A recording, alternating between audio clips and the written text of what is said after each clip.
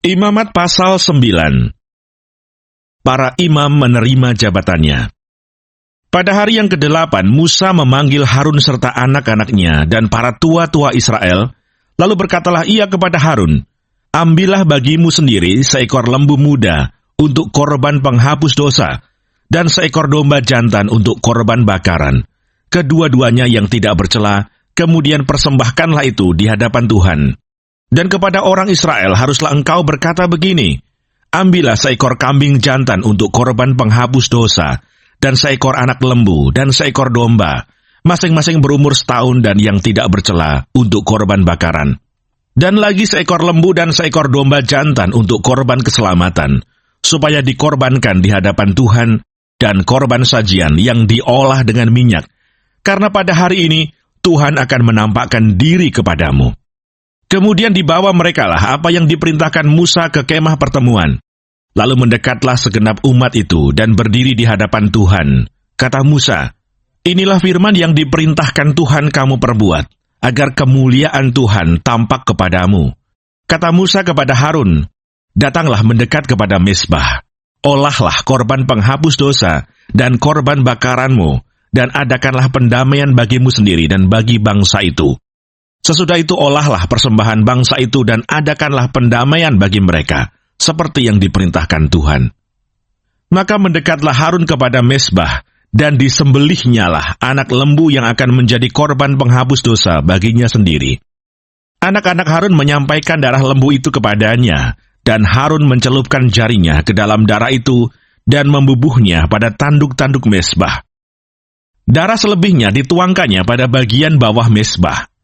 Lemak, buah pinggang, dan umbai hati dari korban penghapus dosa itu dibakarnya di atas mezbah, seperti yang diperintahkan Tuhan kepada Musa. Tetapi daging dan kulitnya dibakarnya habis di luar perkemahan. Kemudian ia menyembelih korban bakaran, lalu anak-anak Harun menyerahkan darah korban itu kepadanya. Maka Harun menyiramkannya pada mezbah sekelilingnya. Juga diserahkan merekalah kepadanya korban bakaran itu, menurut bagian-bagian tertentu, beserta dengan kepalanya, lalu dibakarnya di atas mezbah.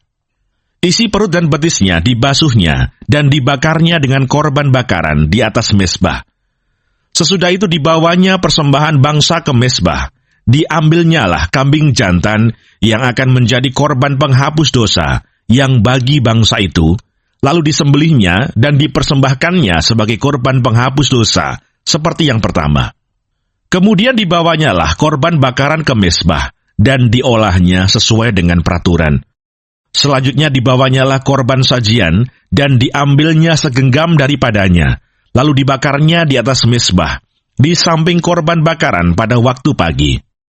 Ia menyembelih juga lembu dan domba jantan yang akan menjadi korban keselamatan bagi bangsa itu. Lalu anak-anak Harun menyerahkan darah korban itu kepadanya.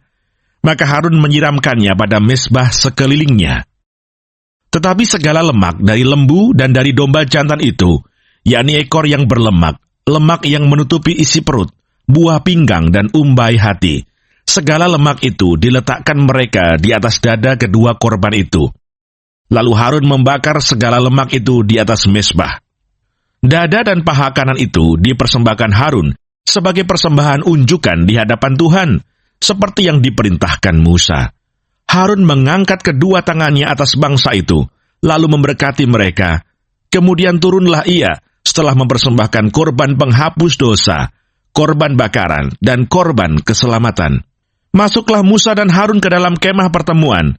Setelah keluar, mereka memberkati bangsa itu. Lalu tampaklah kemuliaan Tuhan kepada segenap bangsa itu. Dan keluarlah api dari hadapan Tuhan, lalu menghanguskan korban bakaran dan segala lemak di atas mezbah. Tatkala seluruh bangsa itu melihatnya, bersorak-sorailah mereka, lalu sujud menyembah.